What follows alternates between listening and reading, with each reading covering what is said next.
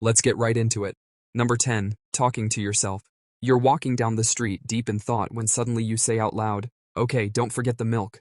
And immediately, your brain panics. Did anyone hear that? Do I look unhinged? Should I fake a phone call to cover it up? The truth is, talking to yourself isn't a sign of losing it. It's a sign of how gloriously weird the human brain actually is. Psychologists call this self-directed speech, and it's basically your brain outsourcing memory and problem-solving to your own mouth. When you mutter to yourself while searching for your keys, you're not being crazy. You're literally boosting your focus. In fact, studies show that saying the word keys out loud while hunting makes you more likely to find them. It's like your brain is running a search engine, and your mouth is yelling keywords into the void. Kids do this all the time, narrating their play like they're hosting a one-man Broadway show, and adults never really stop. We just hide it better. The weird twist is, people who talk to themselves often score higher on problem-solving tasks, so maybe the voices in your head are just you, being efficient. But here's the kicker. Society has decided that muttering, "Don't forget the eggs" in public makes you look unstable, while screaming into your AirPods on FaceTime about crypto investments is completely fine. Basically, self-talk is normal, helpful, and secretly makes you smarter, yet it's treated like you're seconds away from writing manifestos in a cabin. Number 9. Imaginary arguments. You know that thing where you rehearse a fight in your head? The one that hasn't happened yet? Or maybe never will? Yeah, welcome to the gladiator arena inside your skull. You'll be in the shower, shampoo dripping into your eyes, imagining a full-scale verbal takedown of Karen from accounting, and in your mind, you are absolutely destroying her with flawless comebacks. Too bad that in real life, if Karen actually confronted you, you'd stutter out something like, well, you're, mean. This behavior is so common it's practically human default. Psychologists call it imaginary social rehearsal. Your brain is obsessed with social survival, so it constantly simulates arguments, just in case you need to win one. It's like mental fencing practice, except your opponent is always an imaginary jerk who can't clap back. Ironically though, these fantasy debates usually make you more anxious, not more prepared. You spend 45 minutes demolishing your boss in a fake argument, then show up to work and say, "Thanks for the feedback," like the obedient office goblin you are. So yeah, your brain thinks it's sharpening your sword, but really it's just giving you stage fright in advance. Basically, your mind runs dress rehearsals for confrontations that will never happen, because somewhere deep down it thinks life is a reality show where you need to be camera ready for drama. Number 8. Random deep sighs. You're sitting at your desk, scrolling through emails you'll never answer, and suddenly, you let out a massive sigh, like the weight of human history just landed on your shoulders. And of course, someone notices. Wow, rough day? Nope, not really. You're just alive. Here's the deal. Your body forces you to sigh every few minutes, whether you're sad or not. It's basically your lungs hitting the reset button. Every sigh is a double breath that reinflates tiny air sacs in your lungs that have gotten lazy. If you didn't sigh, those sacs would collapse, and eventually, you'd suffocate. Yes, your random sighing is literally saving your life. But here's the awkward part. Since sighs are also linked to emotions, people assume your physiology is a cry for help. So when your lungs are just doing maintenance, everyone around you thinks you're having an existential crisis. Imagine a car making a harmless engine sound, and everyone around it says, "Wow, that car must be depressed." So if you've ever sighed loudly and your friend asked, "Are you okay?" Congratulations, you just got caught performing involuntary survival therapy. Your lungs were rebooting Windows, but to the outside world, you looked like an emo poet staring into the void. Number 7. Silent song lyrics. You're sitting in a meeting, pretending to care about quarterly reports, when suddenly, bam, you're internally belting the chorus of a song you haven't heard in 8 years. Outwardly, you're just nodding politely at Steve's spreadsheet. This phenomenon is called earworms, and scientists still don't fully understand why your brain decides to hit play at random times. But one theory is that it's your memory system doing spring cleaning. The song gets stuck because it's lodged in your auditory cortex, and repeating it on loop is your brain's way of processing and filing it away. Which means, your brain is essentially a broken record player with obsessive-compulsive tendencies.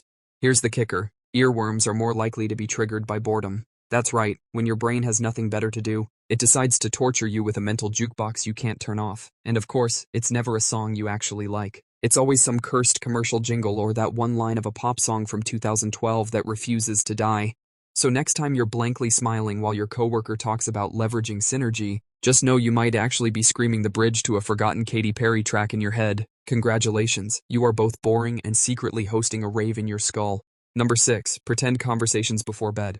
Number 5. The phantom phone buzz.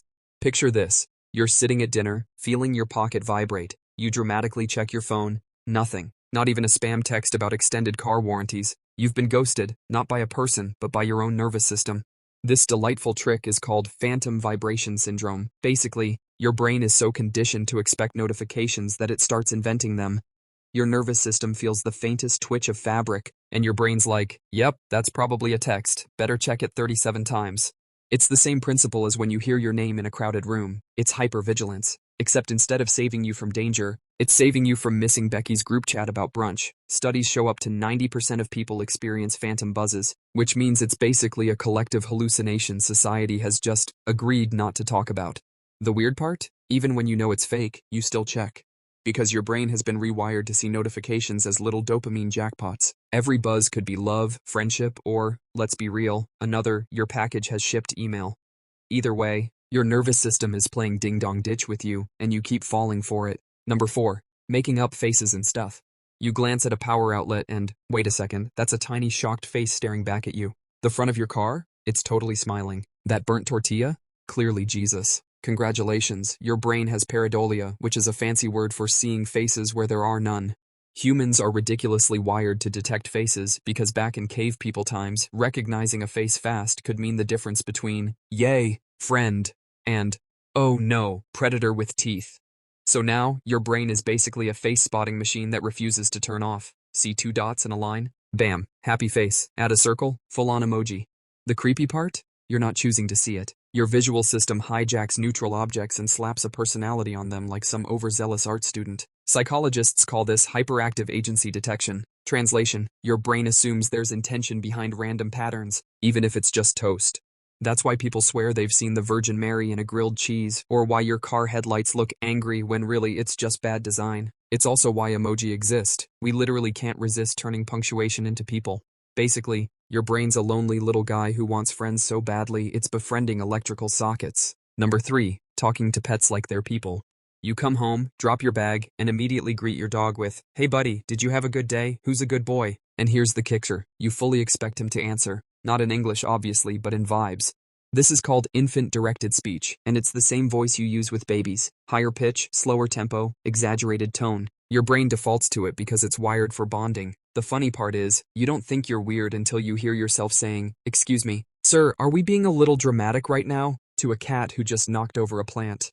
Scientists say this behavior is actually linked to intelligence and empathy. People who talk to their pets are better at reading social cues and attributing feelings to others. In other words, talking to your dog like he pays rent doesn't make you crazy, it makes you emotionally tuned in.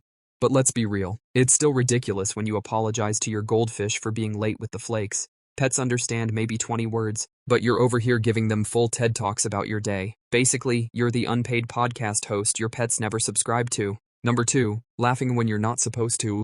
Funerals, serious meetings, that one time your teacher tripped and face-planted in middle school. You know you're not supposed to laugh, and that's exactly when your brain becomes a stand-up comic against your will. This is called inappropriate affect, and it's your nervous system misfiring under pressure. The laughter isn't about finding something funny, it's your body releasing tension in the dumbest way possible. Think of it like your emotional plumbing springing a leak. Kids do it constantly, but adults just get sneakier about covering it.